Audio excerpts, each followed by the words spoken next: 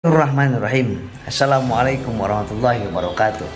Saya Asep Bruder dari Klinik Anda Sehat Jakarta dan RPB Klinik Bekasi ingin memberi informasi yang sangat penting kepada sahabat-sahabat, karena terlalu banyak sekarang baik yang di online maupun yang datang ke klinik yang mengatasnamakan asam lambung, mengambil hitamkan asam lambung, sakit kepala sedikit, ini asam lambung Kak, asam lambung Kak Asep ya.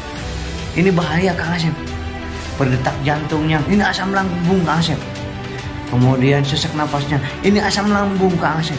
Yang paling errornya lagi, begitu stroke, ini asam lambung Kang Asep. Pusing sedikit, asam lambung Kang Asep. Ini sahabatku, ini ilmu yang sangat salah sahabat. Apa yang salah dari asam lambung sahabatku? Saya tegaskan di sini, apa yang salah dari asam lambung sehingga apapun yang terjadi di tubuh itu yang disalahkan asam lambung. Anda tahu asam lambung andai kata tidak ada dalam diri kita 7 miliar manusia, dalam waktu 3 hari mati semuanya. Dalam waktu 3 hari ketika tidak dikasih asam lambung oleh Allah, maka kita akan sirna dari dunia ini semuanya. 7 miliar manusia sahabat. Jadi apa yang salah dari asam lambung? Kenapa yang disalahkan asam lambung? Nah, asam lambung adalah sesuatu dalam lambung kita yang sangat dibutuhkan oleh lambung kita, oleh tubuh kita. Bahkan asam lambung adalah salah satu imun kita, daya tahan tubuh kita, untuk membuat ketika ada virus, ada jamur, ada bakteri yang tidak ketahuan oleh kita, keminum, kemakan, masuk lewat makanan minuman, itu akan dibunuh, dilemahkan oleh asam lambung yang ada di dalam lambung kita sahabat. 7,4 keasaman lambung kita. Asam lambung itu keasaman lambung kita. Contoh kita punya teh manis, keasamannya berapa? Jeruk, keasamannya berapa? Keasaman lambung itu adalah ada nilainya 7,4 keasaman lambung kita normalnya. Kalau 6, 5, 4 itu terlampau asam keasaman lambungnya. Jadi kurang bagusnya di situ. Kemudian kalau 8, 9 itu basa, keasaman lambung itu bagus. Tapi di dalam diri manusia tidak ada satupun manusia yang keasaman lambungnya 7,4 terus. Tidak ada. Siapa orangnya? Nggak pernah ada. Asam lambung kita itu meningkat, menurun, turun, naik, biasa. Satu penyebabnya 80% dari psikis, kepanikan, ketakutan. Semakin kita fokus kepada lambung, semakin ketakutan, semakin meningkat keasaman lambungnya. Yang kedua, keasaman lambung karena makanan yang mengandung asam seperti santan, air kelapa, telur, pete, jengkol, kacang tanah, toge, kol, itu yang mengandung gas, keasaman lambungnya akan meningkat. Nggak bahaya, biasa saja keasaman lambung meningkat itu biasa saja. Yang ketiga, keasaman lambung kita akan meningkat kalau kita minum minuman yang meningkatkan keasaman lambung, air kelapa tadi ya, soda, alkohol ya, kemudian coklat, itu meningkatkan keasaman lambung. Kemudian temulawak, kemudian yang mengandung gas itu. Kalau makanan ada ketela, kemudian singkong ya kan, kemudian kacang tanah tadi, meningkatkan keasaman lambung. Nah, sesuatu yang asam yang di lidah belum tentu meningkatkan asam lambung. Contohnya ketela atau singkong atau ubi nggak asam di lidah tapi meningkatkan keasaman lambung. Kenapa? Gasnya tinggi. Dan biasa saja ketika kita sebelum sakit, sahabat-sahabat, sebelum sakit psikosomatis dulu, itu ketika makan singkong itu kan kembung, itu keasaman lambungnya meningkat. Kenapa? Gasnya tinggi. Berarti nggak apa-apa ya. Yang error apanya? Otak kita yang error, yang suka membaca, menonton perihal-perihal asam lambung, apa-apa asam lambung, ya kan? Apa yang dirasa di tubuh disalahkan asam lambung lagi, sampai ketakutan luar biasa karena asam lambung. Ada yang meninggal karena asam lambung. Di mana saya tanya? Di mana yang meninggal karena asam lambung? Tanya karena asam lambung yang meningkat, di mana ada yang meninggal. Itu kalaupun ada yang mengaku-ngaku, itu bukan karena asam lambungnya, ada penyakit lain yang disembunyikan atau yang belum terdeteksi. Itu sahabatku, ya. Jangan nih, saya khusus ngomong kepada orang psikosomatis nih. Jangan pernah membaca, menonton hal-hal yang berkaitan dengan asam lambung yang salah.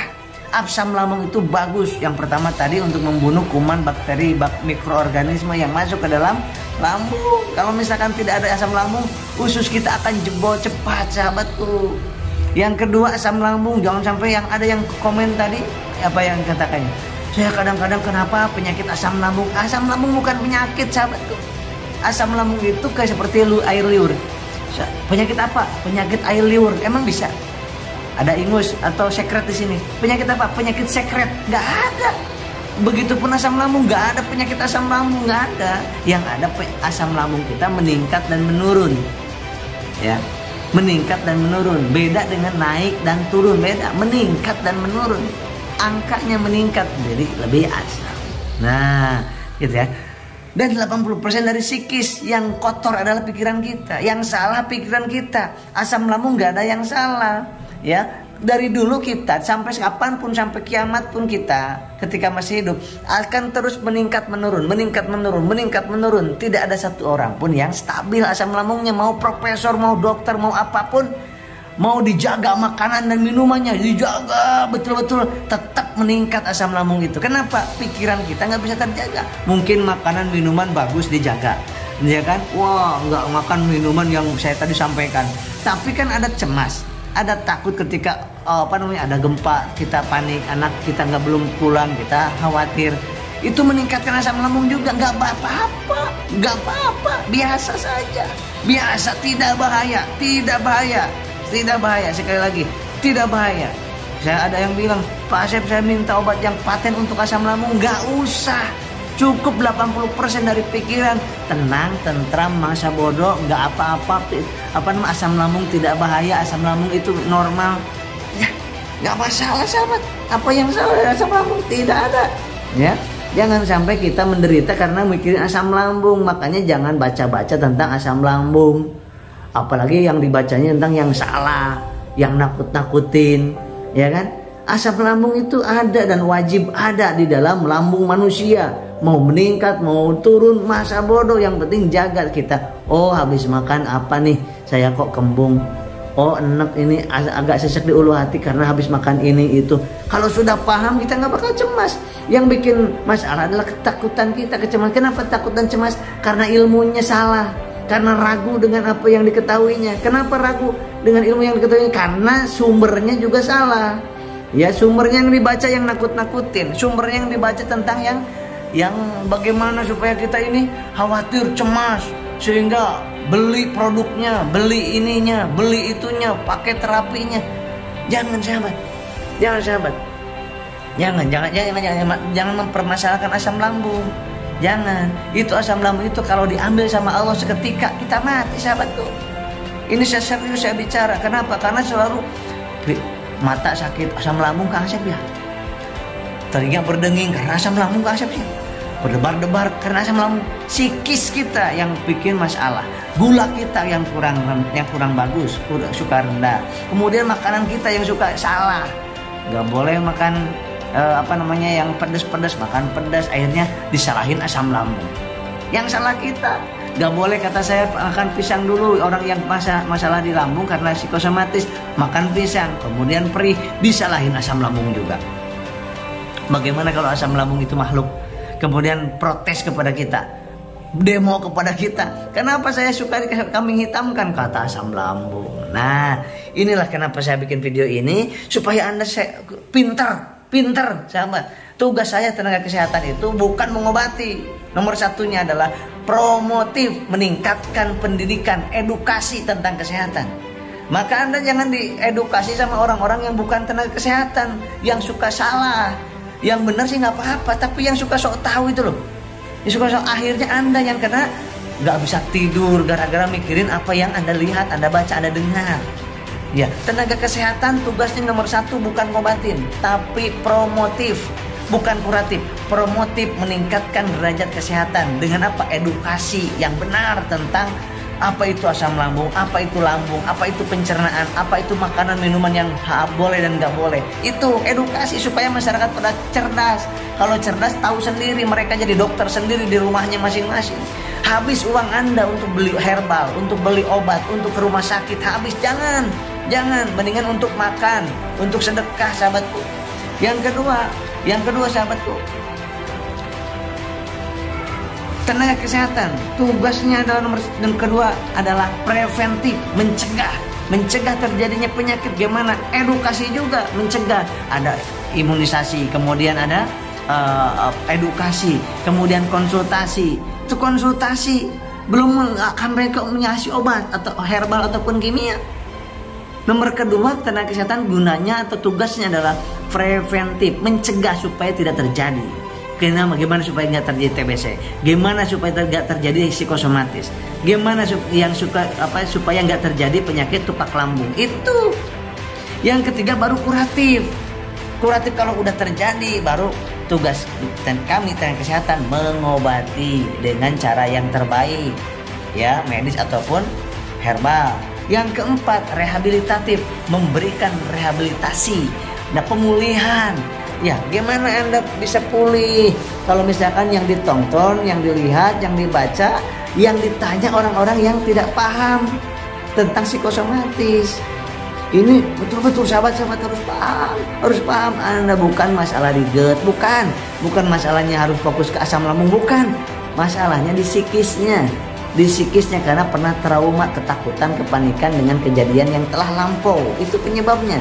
Psikosomatis kenapa?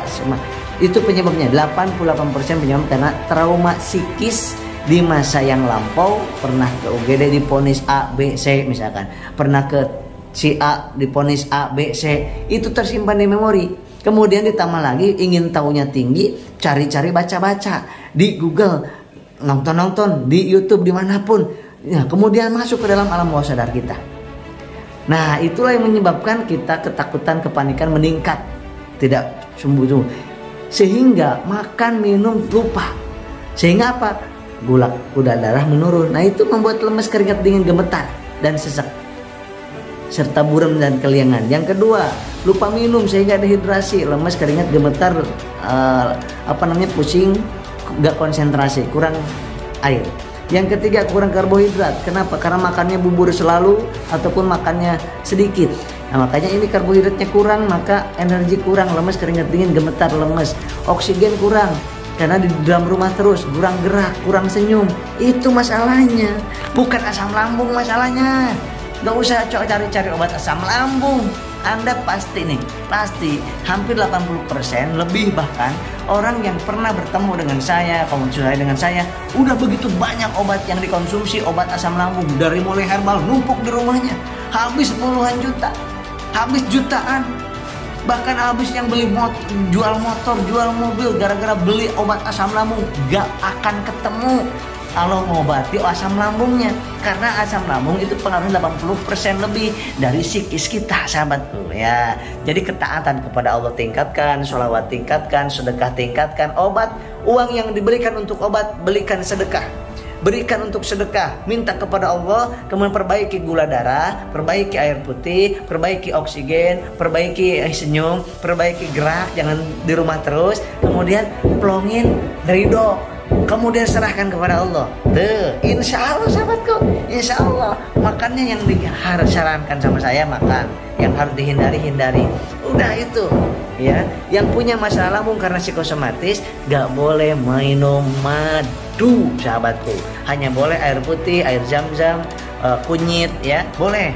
Kemudian teh manis boleh, tehnya sedikit aja, jangan kental-kental. Dan senyum. Selawat, sahabatku, bismillah. Banyak yang sembuh, sahabatku, banyak yang sembuh. Gak usah mikirin asam lambung, gak usah. Gak ada masalah dengan asam lambung kita, gak usah. Saya dan Anda sama, asam lambungnya meningkat meninggi, meningkat menurun terus selama kita hidup di dunia ini. Nggak pernah akan stabil, sahabat. Nggak usah khawatir. Lupakan itu asam lambung. Lupakan itu asam lambung. Ingat nih nikmat mata ini.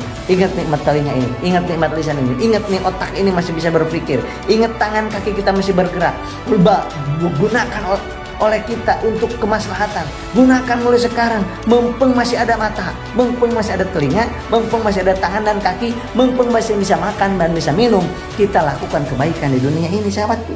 Jangan mikirinnya asam lambung aja terus. Nah, apa yang dipikirkan oleh kita selama setahun ini? Asam lambung. Dari dulu seperti itu, semakin parah, sahabatku, ketika kita fokus kepada asam lambung. Udah nggak usah ingin tahu tentang asam lambung. Bagus. Satu, untuk membunuh mikroorganisme yang masuk dalam tubuh kita. Yang kedua, untuk mengecilkan makanan-makanan yang tertelan oleh kita yang masih besar. Yang ketiga, untuk menetralisir keasaman lambung. Ketika ada makanan yang terlalu asam, dinetralkan oleh asam lambung kita. Ketika ada makanan yang terlalu basah, akan dinetralkan oleh asam lambung kita. Yang keempat, untuk apa asam lambung itu? Untuk menjaga stabilitas daripada temperatur lambung kita, usus kita, supaya terlindungi. Insya Allah. Coba aja senyum, nggak usah mikir asam lambung lagi. Udah stop pusing. Bukan dari asam lambung, bukan sahabatku, bukan. Itu psikosomatis, emang seperti itu. Tapi perbaiki gula, air putih, oksigen, karbohidrat yang harus dihindari. Nggak bakal terjadi apa-apa. Udah dicatat sama Allah yang akan terjadi. Yang udah terjadi udah dicatat sama Allah. Tujuan kita di surga kelak. Ini kita kumpulkan. Sehat dan sakit adalah sama saja bagi Allah. Saya pernah merasakan seperti Anda soalnya. Saya bukan cuma teori, dan saya teorinya punya, prakteknya punya, saya rasakan juga. Kita dekatin kepada Allah Subhanahu wa taala. Nah, psikosomatis itu, sahabat. Demikian, sahabat. Semangat jiwanya, dan semangat raganya. Sehat jiwa, sehat raganya. Ini yang harus disehatkan. Ini yang harus disehatkan. Hati kita yang harus disehatkan. Raga kita akan ngikutin selama kita ikutin apa yang disampaikan oleh orang-orang yang ahlinya di bidangnya, sahabatku. Terima kasih. Mudah-mudahan hari ini lebih sehat daripada hari kemarin, lebih baik daripada hari kemarin, lebih optimis daripada hari kemarin, lebih yakin kepada Allah daripada hari kemarin. Insya Allah. Allahumma sholli wa sallim wa barik alaihi. Assalamualaikum warahmatullahi wabarakatuh.